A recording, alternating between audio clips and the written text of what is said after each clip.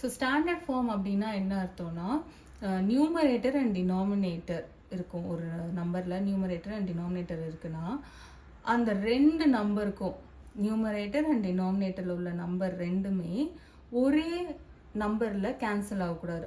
அதாவது ஒரே டேபிளில் இந்த 2 நம்பரும் வரக்கூடாது.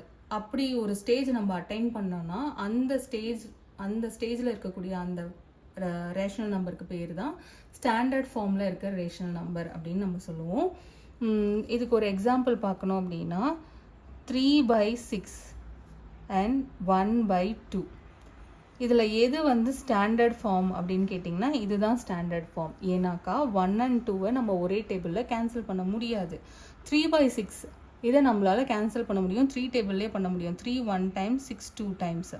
ஸோ இந்த மாதிரி நம்மளால் கேன்சல் பண்ண முடிகிற ஸ்டேஜில் இருக்கிற நம்பர் ஸ்டாண்டர்ட் ஃபார்ம் கிடையாது.